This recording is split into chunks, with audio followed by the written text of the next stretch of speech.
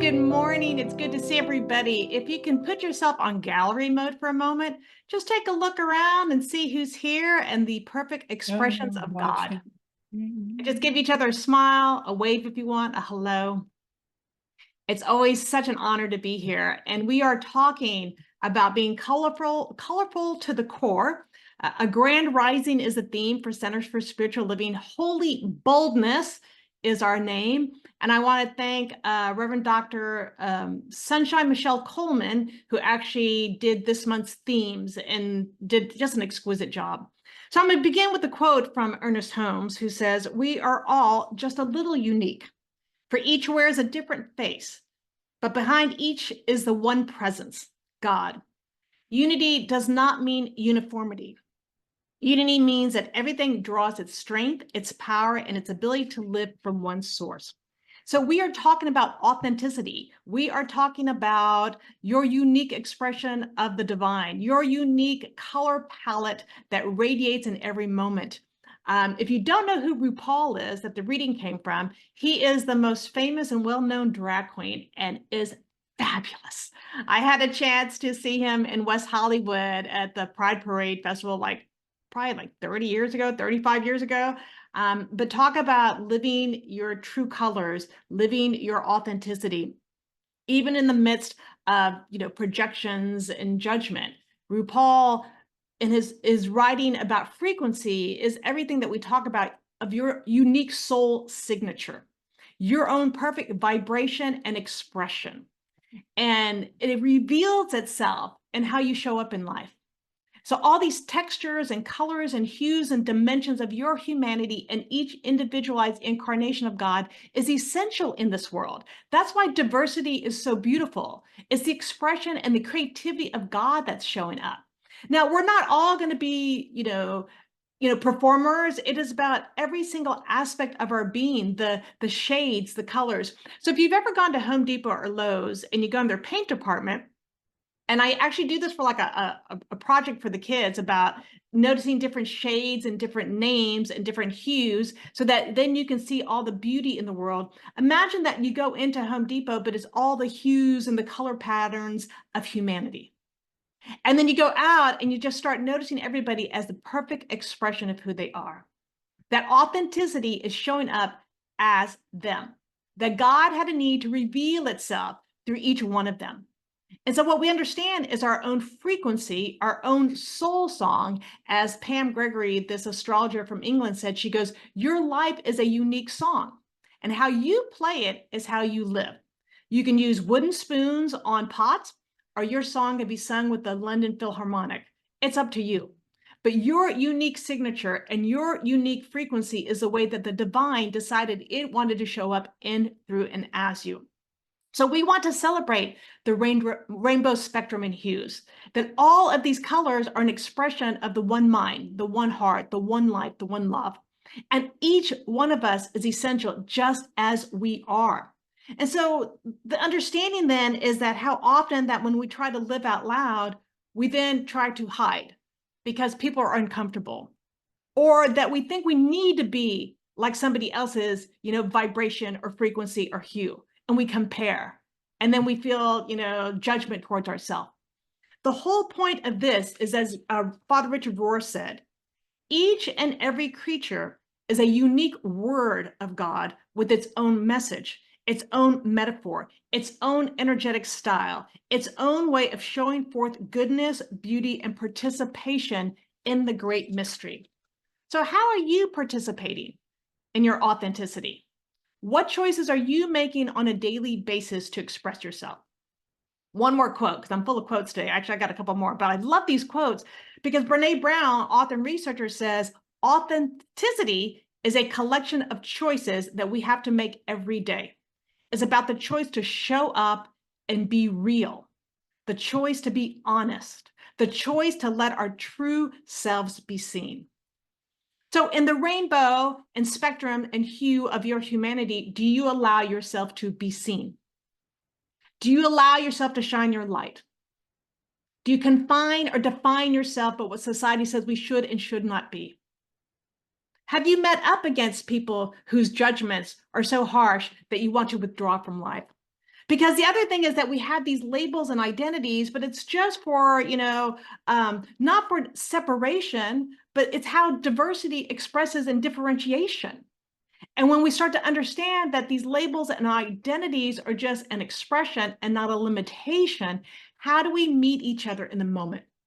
There's a lot going on in this country, especially in regard to pronouns and sexual identity, but it's everywhere. It's the isms and the phobias that you see that people don't understand that God had a need to express as all of this cultural diversity, right?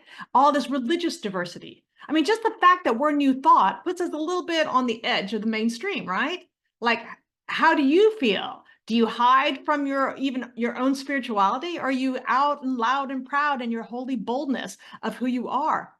And these labels and identities just allow us to express, not suppress. But we do meet limitation. We're seeing a lot of it out in the public realm. There's these battles that are going on as opposed to this love that's seeking to express. And so what do you do though when you meet that limiting projection on you? What do you do when you see someone who's being excluded just because of how they are born, who they are, how they choose to be? I'm grateful that I have been born with a heart that loves the way that God expresses, because I see people and their unique identities. I love the way they dress, people's hair, their culture, their cuisines. And for me, it makes life richer. For some people, though, conformity is a way that they feel comfortable, which I actually believe deep beneath is it's a false security, a false safety. Because if you try to actually be yourself and stand out, and you're in the midst of people who want to, if they're happy that way, that's great. But sometimes people aren't, they're suppressing. And so here's the invitation. Where have you felt limited in your expression, in your authenticity, in your uniqueness, because you didn't want to experience judgment? And sometimes we can't hide who we are. How did you stand in your truth? How are you able to live in that moment, knowing that maybe that person is not in alignment with you, maybe that person is not your ally? But how do you stand in your authenticity and your unique soul signature to be the divine expression, even in the midst of the challenges? Because we want to start having these conscious conversations in the world. Now, Dr. Michelle has a bunch of questions that I'm not going to actually ask you to answer, but I'm going to invite you to go within and I'm going to read them one. There's about 7 or 8 of them. And this is in regard to how do we simultaneously, as all-inclusive beings of God and unique individuals, encompass areas that are both indescribable and recognizable.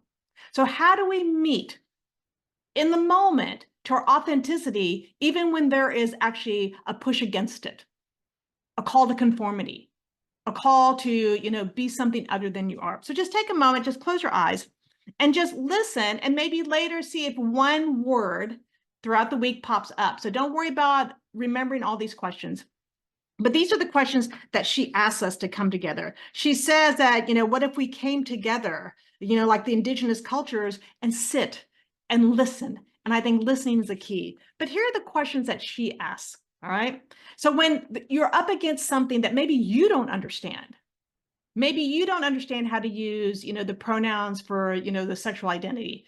It's like, how can you meet someone to in kindness and love to gain that understanding? And she says, is there a compromise or understanding that we can come to? So when you're having like a difference either about opinions or what people project onto you, is there an opening for us to sit in indigenous circle with the expectation and understanding that there will be healing as a result of this conversation to reach middle ground? Will you be able to respect my wishes to be called something that you're not used to? Will this experience be able to support me while I figure out what I don't yet know about myself, but I'm open to discovering? How can I support your self-discovery, inquiry, and consideration through this process?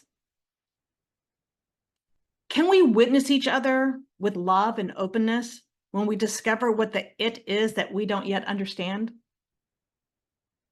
Can we embrace each other as unique beings who are colorful to the core in our own ways? And can we provide mutual support and stepping out with holy boldness. And let's try it. So how do we meet in the moment in love? How do we live authentically and also embrace other people's ways of authenticity? How often does judgment arise that wants to label and confine and define, as opposed to meeting wholeheartedly and open to the presence of God? There is this astronomer, I was watching CNN, Anderson Cooper, one of his shows. There was actually another woman that was interviewing these astronomers and scientists from the James Webb Telescope. I cannot pronounce his name. All right, it's Dan. It's like Milosavljevic. I don't know, but he's an assistant professor of physics and astronomy from Purdue University.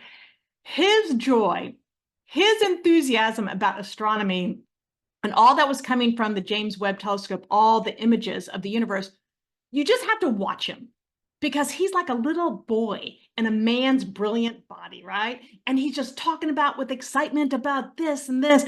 And then they cut to a scene where he's at home with his wife and he's watching on, I guess, his iPad, all that's coming through, all the new photographs. And he's got on this big blue comfy robe, all right? I'm just saying my older brother would never wear that, or my younger brother. And I thought, oh my God, I love him. I love how he was just comfy and cozy, and that some people might have had a judgment about that, but he was excited and he was exuberant about all that was being revealed. And his wife and her loving presence, just loving his infectious attitude.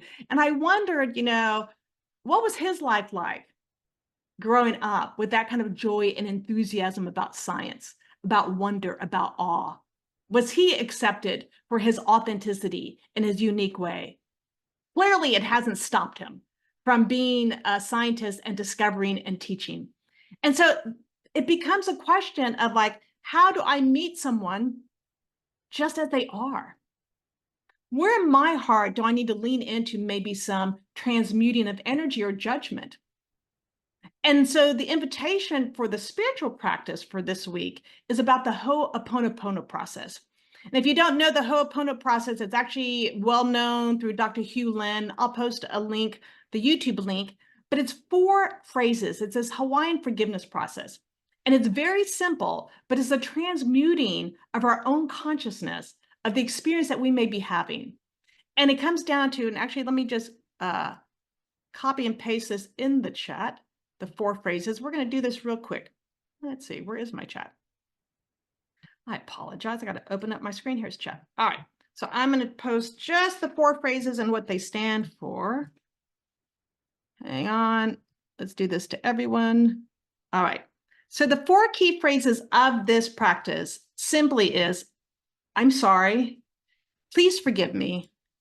Thank you. I love you. And so the process of getting into this consciousness of purifying, transmuting any self-judgment or judgment of others is to actually go within. And with these key phrases, we're processing like the apology is the repentance. I'm sorry. Please forgive me is forgiveness, which is a clearing and an accountability. Thank you is gratitude. And I love you is love. And so in this process that we are actually transmuting any kind of judgment that we may have, and we come to move together in this holy boldness. So we're going to take a few moments here, and we're going to do this together. We have to start the practice for ourselves. But the thing with Dr. Hugh Lin, he will tell you the practice is actually always for yourself. Even if you're having an issue with somebody else, it's not about that person. It's about, okay, why am I having this experience? What do I need to release? What is seeking to reveal in this? And he's literally just clearing consciousness. All right. And actually, I'll post his link later. So just close your eyes and repeat the phrases with me if you feel comfortable.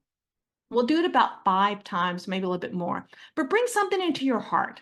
Maybe a difficult situation you had. Maybe someone was judging you for who you are or how you look, or for not being a part of a certain group, and how dare you go be new thought, whatever it is, right? Whatever it is. Or the self-judgment you had. Maybe you had your own sense of shame as opposed to standing in your glory. You move to the story instead of the glory. But we're going to do this with gentleness to release and transmute and transform. So I invite you to take a deep breath in and just repeat after me. I'm sorry. Please forgive me. Thank you.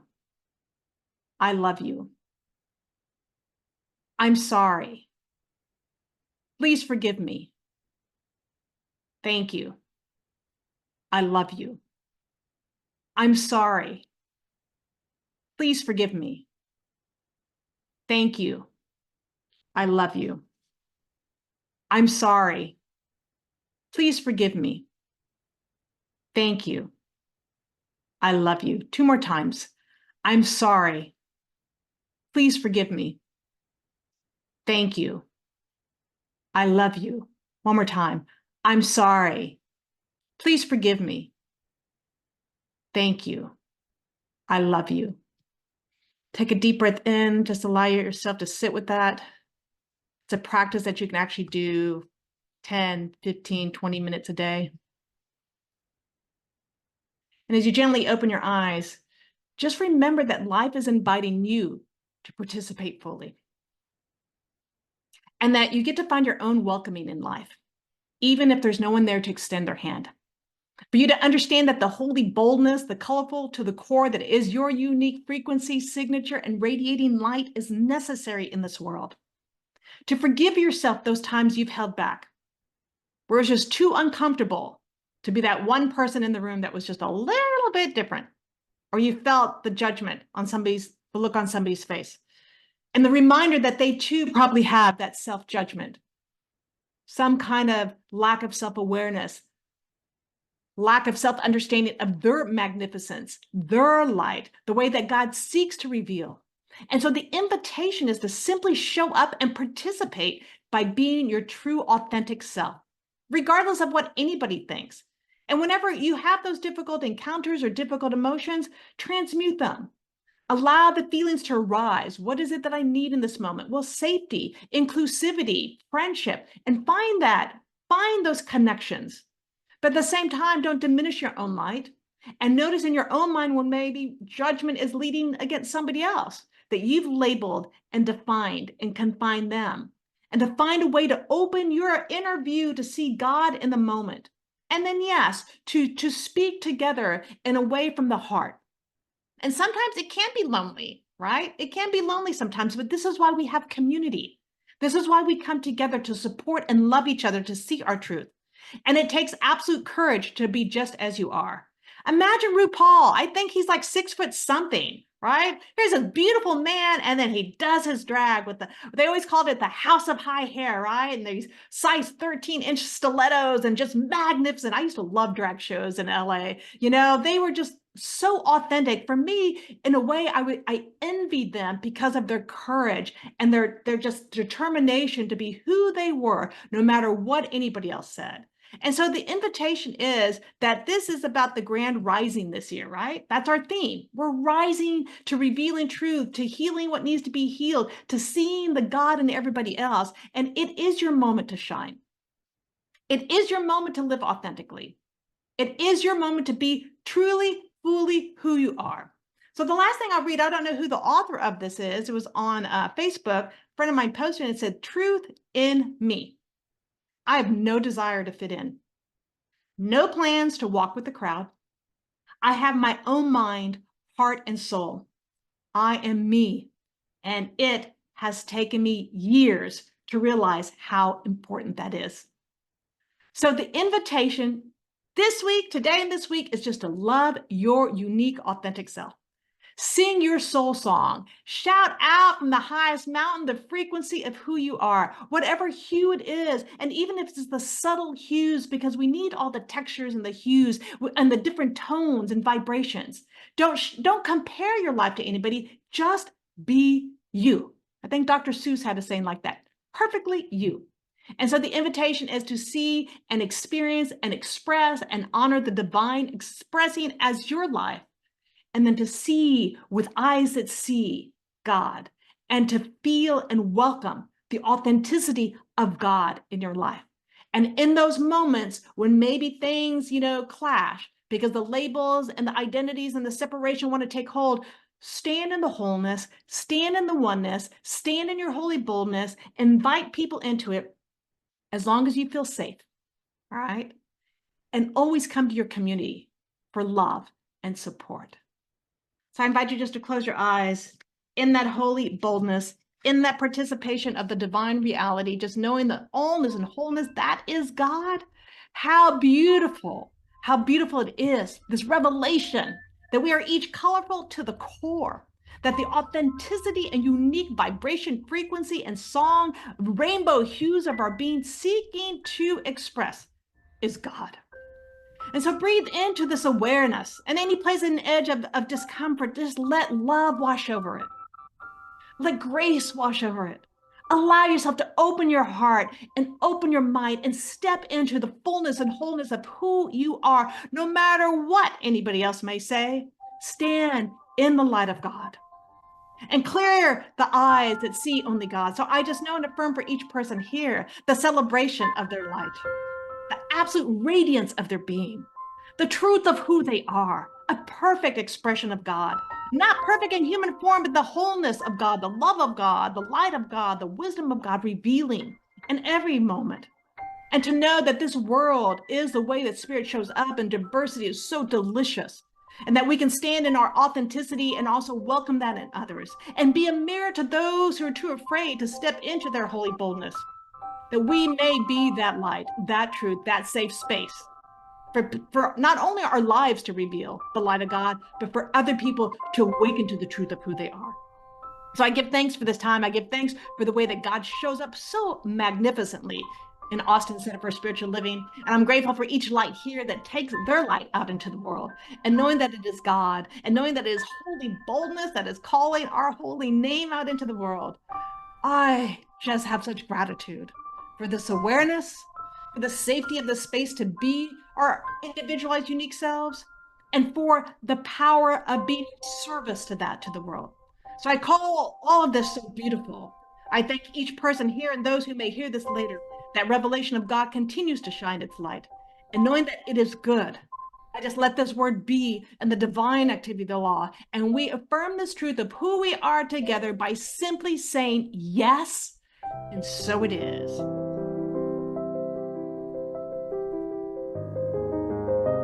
So in that deep peace, in our holy boldness, in our unique, authentic vibrations and expression of God, I'm just grateful for this time that we spent together and all that was revealed for each one of us. And may each one of us go out and be a blessing in this world. So thank you, Divine Spirit, knowing that this is good. And God, I just let this word be.